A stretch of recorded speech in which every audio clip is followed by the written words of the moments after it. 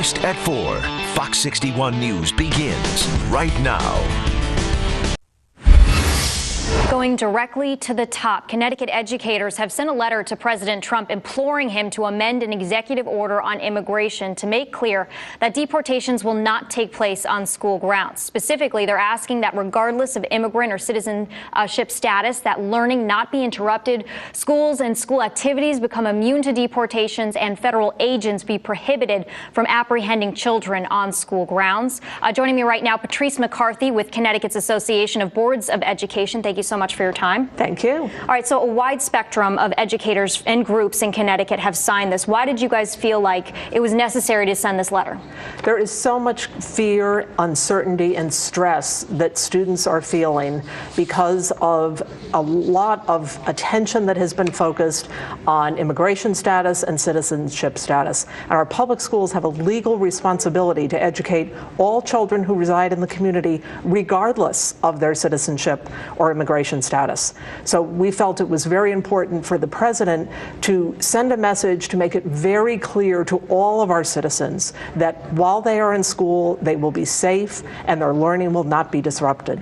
Now, we actually wrote to ICE today and asked for their policy, and they gave us that they have a sensitive locations policy that I want to throw up here on the screen for you. They say ICE officers and agents routinely will not conduct law enforcement operations in sensitive locations such as schools, churches, etc. ICE saying that basically that policy spells it out. So where is the concern coming from? Do you feel like, although it's written on this policy here, that it might not be done by the president's administration, specifically by the book, this way? I think because the president has focused so much of his attention on this issue that it would reassure our students and their families if he were to reiterate that this will be the policy, not just today, but going forward. Because this can be incredibly disruptive, not just for the learning of the students who personally fear for their own well-being, but also for everyone else in the school setting.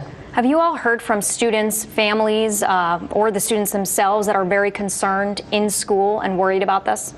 Absolutely. We hear particularly principals reporting that the level of stress and anxiety among their students is increasing, and this is one of the factors that is contributing to it. All right, so do you guys know, though, of any ICE agents coming to schools, apprehending any students in Connecticut in the past or even now? Not in Connecticut, no. Not in Connecticut. Okay. We have heard reports from other parts of the country of students, attempts at least being made to pick up students on their way to school. Again, it's a matter of making sure that our students feel safe so that they are able to learn. And if the president would reiterate his support of our schools as learning environments where ICE will not interfere, that would make a huge difference. All right, and what are you all doing at schools besides, sending this letter to make families feel safe? Are there other policies that are being instilled there? Yes, school boards are communicating with their parent communities to make sure that they're aware of the local policies that provide protection to students and that they will do whatever they can to ensure their safety and well-being. All right, Patrice McCarthy, thank you so much for your time. Appreciate Thank you. All right, Brent, back to you. Thank you, Jen. Coming up on the Fox